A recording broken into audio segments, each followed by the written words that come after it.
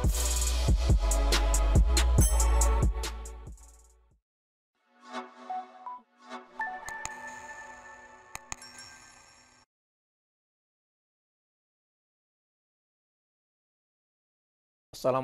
dan selamat sejahtera para pelajar sekalian. Cikgu harap semua pelajar berada dalam keadaan sihat dan ceria semua. Berjumpa sekali lagi dalam siri yang kedua, teknik menjawab soalan mengeksperimen. Saya Cikgu Muhammad Yusuf bin Saleh dari SMK Kandis Bacok. Dalam siri 2, bersama dengan Cikgu kita akan bincangkan 3 lagi soalan SPM dengan harapan pelajar akan lebih mahir dan lebih yakin untuk menjawab soalan mengeksperimen.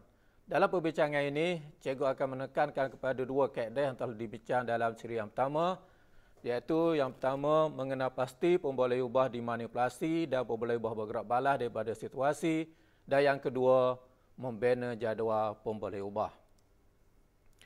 Jadi saya teruskan perbincangan ini dengan soalan SPM 2016. Okey, sama-sama pelajar kita baca soalan. Okey, kaji situasi berikut. Okay, bedak sejuk dicampur dengan air menjadi semakin sejuk. Serbuk pencuci dicampur dengan air menjadi semakin panas. Okay. Cadangkan satu hipotesis untuk menyiasat situasi di atas. Jadi untuk membina hipotesis, semua pelajar dah tahu. Okay, perlu ada pemboleh ubah dimanipulasi dan juga pemboleh ubah bergerak balas. Okay, dan cara tulisnya saya dah bincang dalam siri yang pertama, iaitu cara yang paling mudah jika pemboleh ubah dimanipulasi dicampur dengan kata kerja, maka pemboleh ubah bergerak balas. Yang pertama sekali perlu ada dalam minda pelajar adalah untuk mendapatkan pemboleh ubah ni, pelajar perlu fikirkan apakah yang diberi berbeza untuk pemboleh ubah dimanipulasi. Untuk pemboleh ubah bergerak balas pula, pelajar perlu fikirkan apakah hasil yang berbeza. Jadi untuk soalan yang ini, kita dah jumpa apa yang diberi berbeza di sini adalah bedak sejuk dan juga serbuk pencuci. Jadi itu adalah pemboleh ubah dimanipulasi. Dan apakah hasil yang berbeza di sini ialah rasa sejuk dan juga rasa panas. Itu adalah pemboleh ubah bergerak balas. Setelah pelajar kenal pasti kedua-dua pemboleh ubah ini, barulah pelajar dapat membina hipotesis mengikut cara yang saya beritahu sebelum ini, iaitu jika pemboleh ubah dimanipulasi campur dengan kata kerja, maka pemboleh ubah bergerak balas. Jadi pelajar sama-sama kita ubah hipotesis di sini, iaitu jika bedak sejuk dicampur dengan air, maka rasa sejuk terhasil. Bedak sejuk pemboleh ubah dimanipulasi dicampur dengan air adalah kata kerja yang perlu kita masukkan di situ, maka rasa sejuk terhasil. Itu adalah pemboleh ubah bergerak balas. Okey, macam mana pelajar? Rasa-rasanya boleh kan? Mudah saja. Yang pertama, kena ingat cari apa yang diberi berbeza untuk pemboleh ubah manipulasi. Yang kedua, cari apakah hasil yang berbeza untuk pemboleh ubah bergerak balas. Okey, dah dapat kedua-dua pemboleh ubah, bolehlah pelajar membina hipotesis dengan format yang saya bagi tadi. Seterusnya, pelajar diminta untuk mereka bentuk eksperimen bermula dengan tujuan. Tapi sebelum membuat tujuan, kaedah dan seterusnya, pelajar kena baca soalan di bahagian B. Pastikan bahan-bahan yang dibekalkan. Pelajar kena ingat pelajar tidak boleh menggunakan bahan-bahan yang berada di situasi. Wajib guna bahan yang dibekalkan dalam soalan di bahagian B. Berdasarkan maklumat yang diberi dalam situasi R dan S, cadangkan satu eksperimen untuk menyiasat tindak balas endotermik dan eksotermik dengan menggunakan amonium klorida, natrium hidroksida, air, bika dan radas lain. Jelas di sini, pelajar sudah tidak dibekalkan dengan bedak sejuk dan serbuk pencuci. Jadi pelajar tidak boleh guna bahan-bahan yang berada yang dinyatakan dalam situasi. Untuk yang ini, saya cadangkan pelajar membina jadual pemboleh ubah terlebih dahulu. Bila pelajar bina jadual pemboleh ubah, pelajar boleh isi di dalamnya dengan pemboleh ubah bergerak balas. Macam mana nak kenal pasti pemboleh ubah bergerak balas? Okey, itulah hasil dia. Rasa sejuk dan rasa panas. Okey, rasa sejuk. Okey, hasil dia rasa panas. Jadi apakah perkataan sesuai untuk mewakili keadaan ini? Okey, perubahan suhu ataupun perubahan suhu akhir.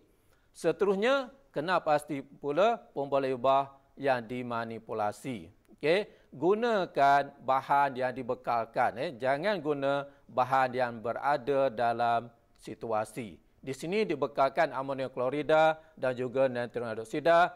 Jadi pemboleh ubah yang sesuai di sini adalah jenis larutan.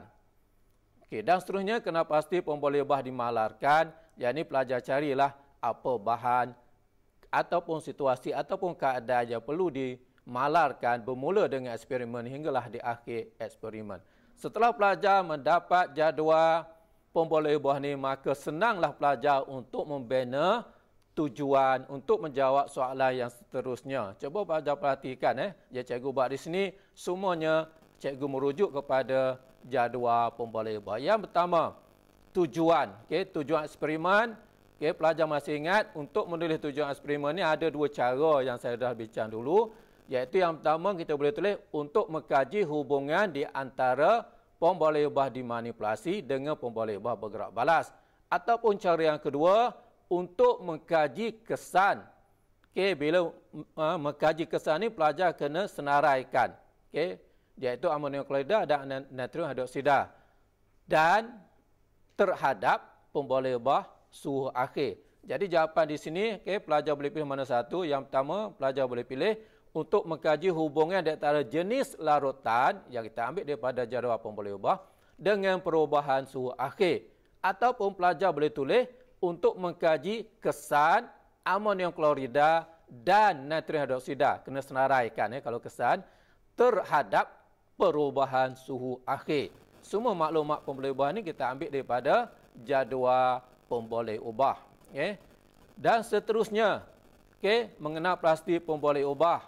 Okay, kena senaraikan satu persatu. Okay, tulis dengan penuh. Okay, pemboleh ubah dimalar. Ambillah mana-mana satu. Okay, sama ada isi padu air, suhu air ataupun kuantiti larutan. Dimanipulasi, ambil saja daripada jadual pemboleh ubah. Okay, sama ada pelajar mengambil jenis larutan ataupun senaraikan amonium klorida dan natrium hidroksida. Pelajar boleh ambil mana-mana satu. Seterusnya, pemboleh ubah bergerak balas, terus ambil daripada jadual pemboleh ubah iaitu perubahan suhu. Okay. Dan kita teruskan kepada bahan dan radas. Okay. Untuk menyeraikan bahan dan radas ni, pelajar kena baca soalan betul-betul. Okay. Kalau untuk soalan ini, di belakangnya ditulis apa? Dan radas lain. Jadi pelajar kena tambah radas. Kalau dia tulis dan bahan lain, pelajar kena tambah bahan. Okey. Jadi bagaimana? Apakah petua untuk kena pasti bahan ataupun radas yang disembunyikan ni? Biasanya radas yang disembunyikan itu ada kaitan dengan cara untuk mendapat pemboleh ubah bergerak balas. Okey. Jadi di sini pemboleh ubah bergerak balas berkaitan dengan suhu, perubahan suhu. Apakah alat yang kita gunakan untuk mendapatkan ataupun menyukat suhu? Ya, betul pelajar, termometer. Itu salah satu cara untuk mengenal pasti bahan ataupun radas yang tidak disenaraikan. Tapi pelajar perlu senarai. Okey, kalau tidak dapat satu markah untuk bahan dan radas. Dan seterusnya, okey, kaedah. Okay, ramai pelajar rasa takut nak buat kaedah ni sebab ada antara tu malah menulislah. Okay, untuk kaedah ni amat digalakkan pelajar melukis gambar raja tapi mestilah berlabel. Okay, pelajar digalakkan lukis gambar raja tetapi mesti berlabel untuk mendapat markah. Tiada label, tiada markah. Okay. Pelajar digalakkan juga mengikut panduan menulis kaedah yang betul supaya dapat markah penuh. Okey, saya dah bagi kaedah ni dan siri yang pertama iaitu seboleh-bolehnya lah. Okey, bukan 100% mengikut yang ini, seboleh-bolehnya. Yang pertama, bagaimana pemboleh ubah dimala dikawal. Yang kedua, bagaimana pemboleh ubah dimanipulasi diuji. Yang ketiga, bagaimana pemboleh ubah bergerak balas diperolehi. Yang empat, ulang jika perlu. Ini contoh penulisan kaedah. Okey. Satu, isikan bika dengan air. Okey, kita tahu kuantiti air itu dimala. Okey, pemboleh ubah dimala lagi. Yang kedua, okey, catatkan suhu awal air. Ini masih lagi yang dimalarkan. Suhu awal dia, kedua-duanya kena malarkan. Yang ketiga, masukkan amonium klorida ke dalam bika. Yang ini adalah kita pergi kepada bagaimana pemboleh ubah dimanipulasi diuji. Okey, yang keempat, rekodkan. Rekodkan apa? Perubahan suhu. Yang ini adalah bagaimana pemboleh ubah bergerak balas diperolehi. Okey, dan yang ini kita perlu ulang sebab kita tidak buat serentak. Jadi cara untuk tulis ulangnya, okey, mesti nyatakan apa yang perlu kita ulang. Okey, ulang langkah 1 dengan menggunakan natrium hidroksida, iaitu yang belum kita gunakan. Tadi kita dah guna amonium, sekarang ni guna natrium hidroksida. Okey, jadi di sini kalau pelajar perhatikan ada 5.5 markah tetapi maksimalnya 4 markah sahaja. Okey. Seterusnya, penjadualan data. Yang ini amat mudah, rugi kalau pelajar tak buat. Sebab pelajar hanya perlu buat 2 baris 2 lajur. Kemudian yang pertama, isikan tajuk dia untuk pemboleh ubah dimanipulasi, pemboleh ubah bergerak balas, dan kena tulis bahan yang dibekalkan, iaitu amonium klorida dan natrium hidroksida untuk pemboleh ubah dimanipulasi. Okey, di sini untuk pemboleh ubah bergerak balas, keputusannya tak ada, tak perlu diisi. Cukup sekadar buat yang itu sahaja pelajar dapat 1 markah. Okey. Jadi di sini pelajar boleh perhatikan banyak kegunaannya jadual pemboleh ubah ni sebagai panduan kepada pelajar. Okey, dan di sini saya tunjukkan kepada pelajar contoh jawapan skrip pelajar lah. Okey.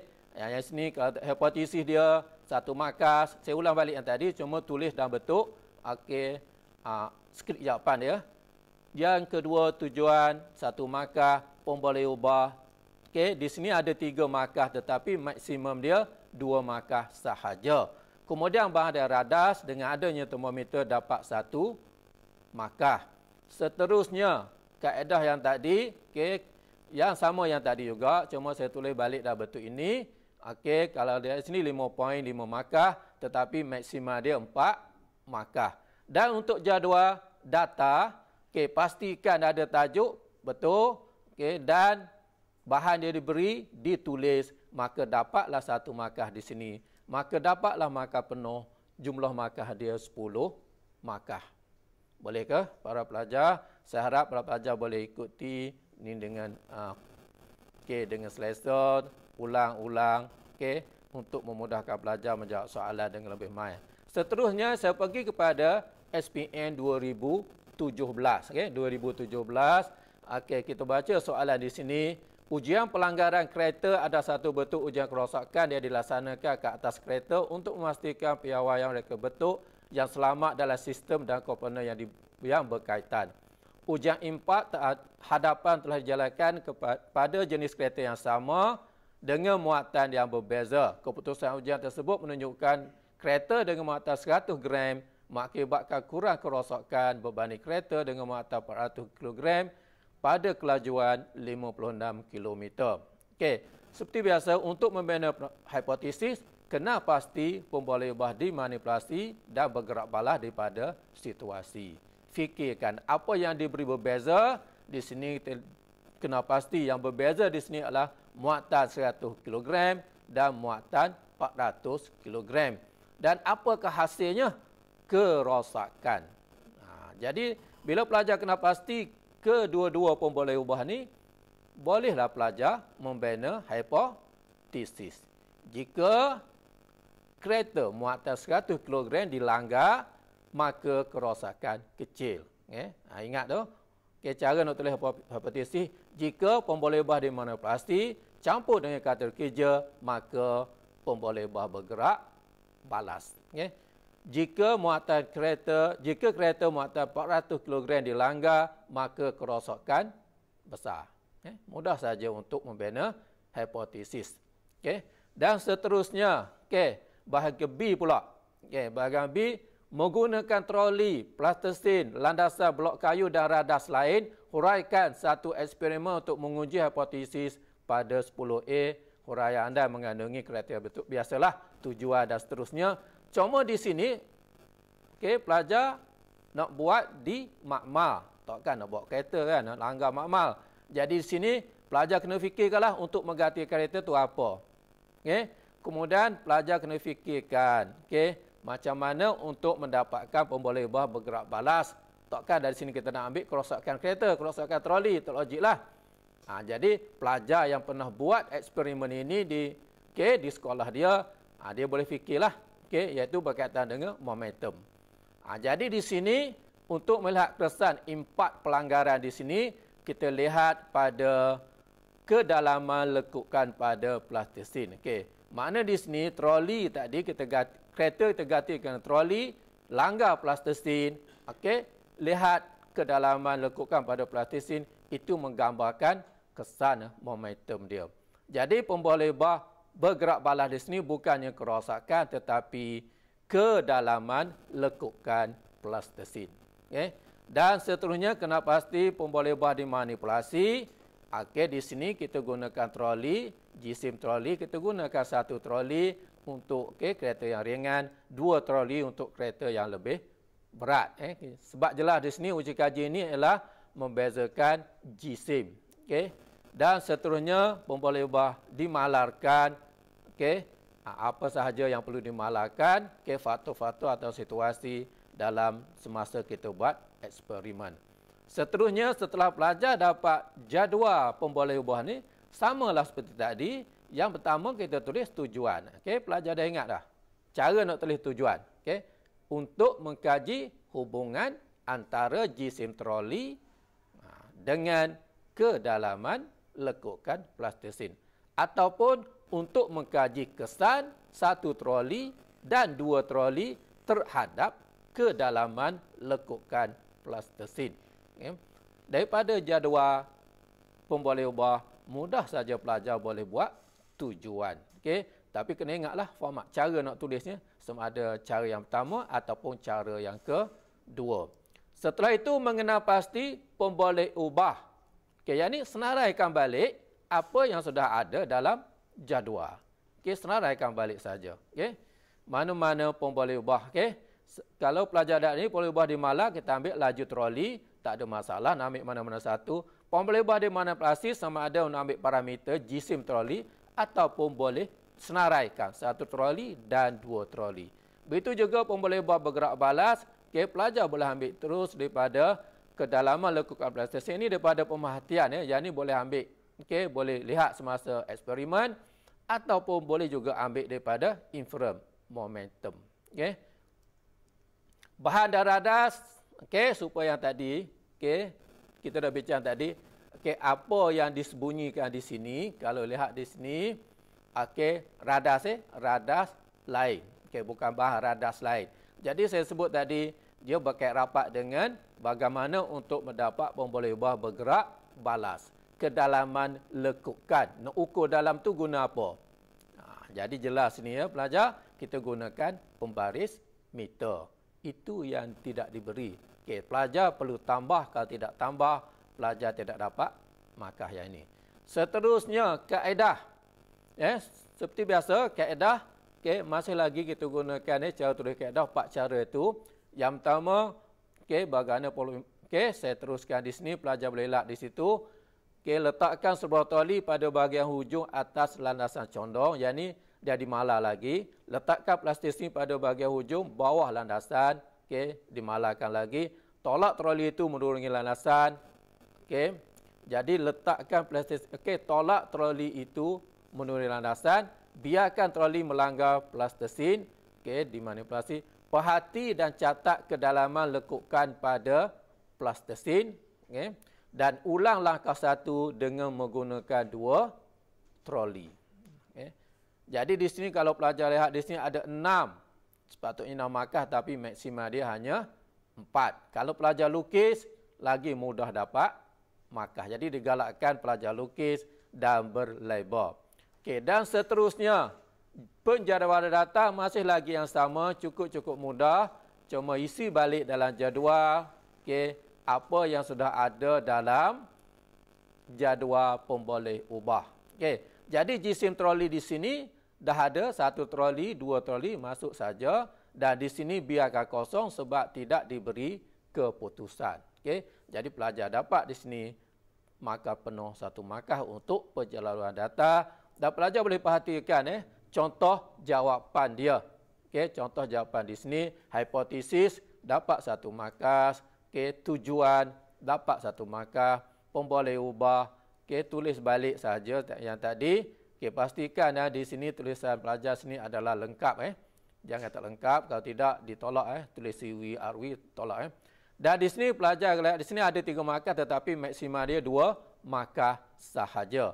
Bahan dan radas, okey, ingat tadi kita tambah parameter untuk mendapatkan nilai ataupun pemboleh ubah bergerak balas. Seterusnya, okey, kaedah saya dah sebut tadi, di sini ada 6, mungkin ada cara lain, tak ada masalah asalkan eksperimen ini boleh dijalankan. Okey, di sini ada 6 tapi maksima dia 4 sahaja. Dan penjadualan data biasalah pastikan ada tajuk dia, pemboleh ubah dimanipulasi bergerak balas, dan pemboleh ubah dimanipulasi kena ada isi dia sebab yang ini diberi. Okey, dapat 1 markah di situ dan maksima dia 10 markah. Okey, cikgu teruskan satu lagi soalan. Okey, sebab cikgu ambil tadi soalan daripada kimia, yang kedua tadi fizik, yang ketiga ni daripada bio pula. Okey, mikroorganisma. Okey, kita bersama-sama baca ni. Terdapat banyak nutrien yang tinggal pada gigi yang tidak dibersihkan. Ini akan menggalakkan aktiviti mikroorganisma dan menyebabkan peropotan gigi. Obat gigi beralkali digunakan untuk mencegah masalah ini. Cadangkan satu hipotesi untuk menyiasat penyataan di atas. Seperti biasa untuk banner hipotesi, kena pasti pemboleh ubah dimanipulasi dan pemboleh ubah bergerak balas. Apa yang dimanipulasi sini? Apa yang diberi berbeza di sini. Okey, kalau pelajar cari daripada sini mungkin tak dapat dengan jelas, tapi kalau buat secara rumusan kita nampak di sini.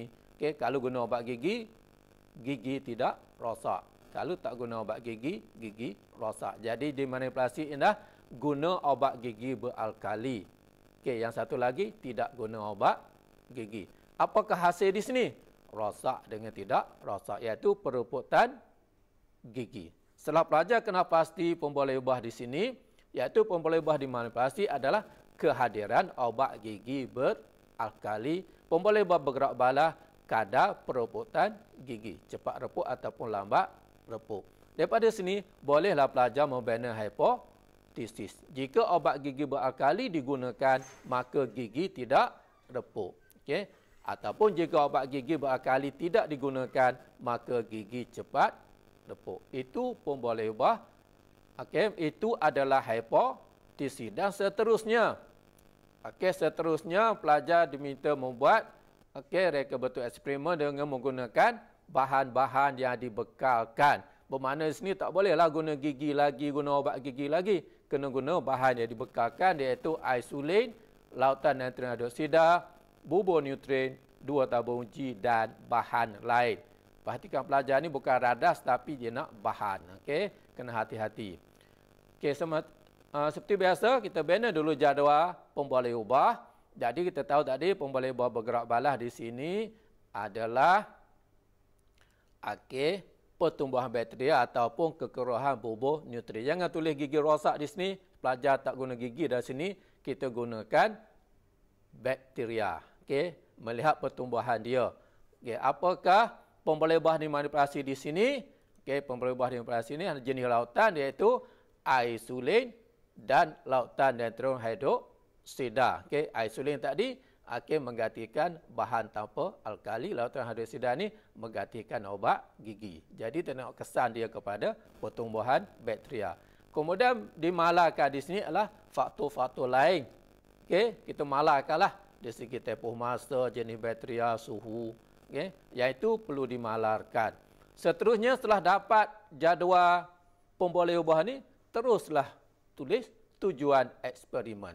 Ingat lagi format tadi, okey, untuk mengkaji hubungan antara jenis larutan dengan pertumbuhan bakteria ataupun untuk mengkaji kesan isolin dan larutan nitrogen oksida terhadap pertumbuhan bakteria. Okey, nampak boleh?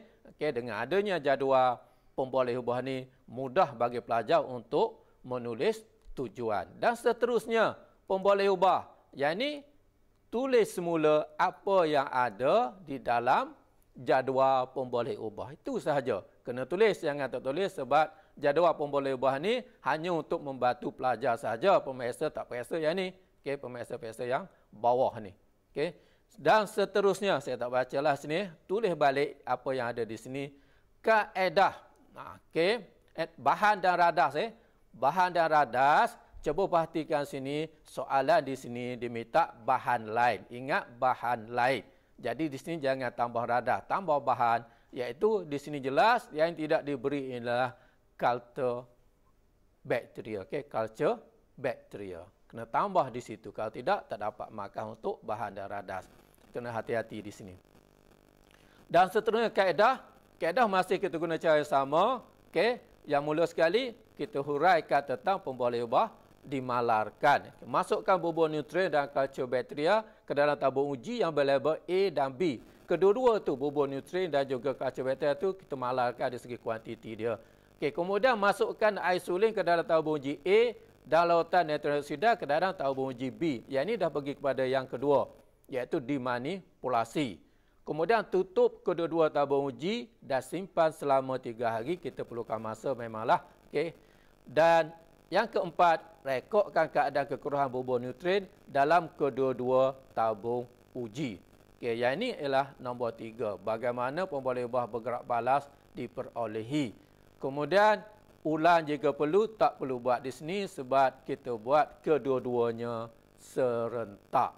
Okey, boleh para pelajar? Dari yang ini ada 4 poin, 4 markah. Dan saya ingat pelajar, kalau pelajar lukis, okey, pelajar akan mudah dapat markah. Lukis biarlah dengan berlabel.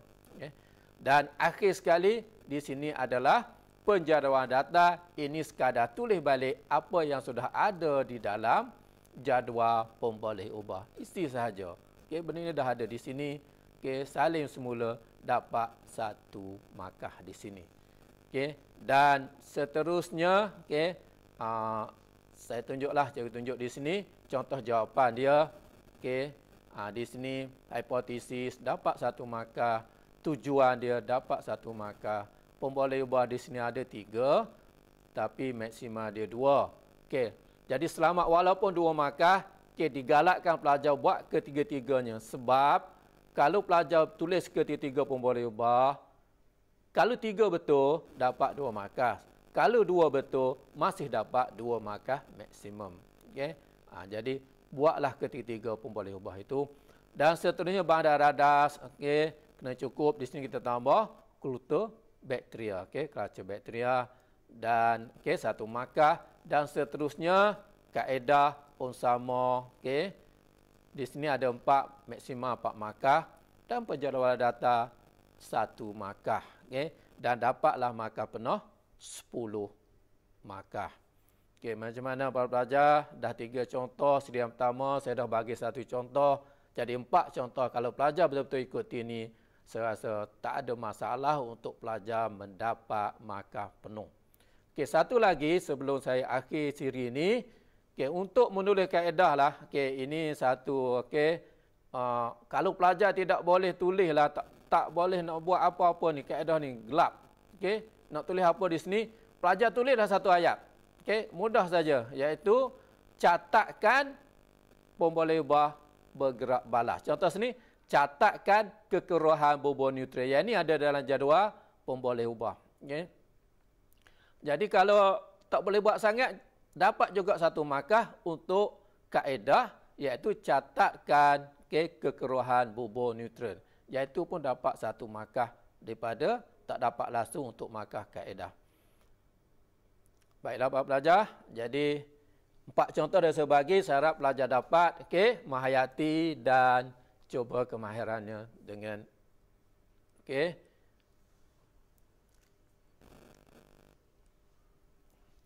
Okey, baiklah para pelajar sekian. Cikgu mengharapkan para pelajar sudah mahir dan dapat menguasai teknik menjawab soalan eksperimen sepenuhnya. Sentiasa buat latihan soalan sains SPM tahun-tahun lepas untuk tingkatkan lagi kemahiran menjawab. Akhir sekali, cikgu ucapkan selamat menghadapi peperiksaan SPM dengan penuh yakin dan tenang. Sekian, terima kasih. Assalamualaikum dan salam sejahtera.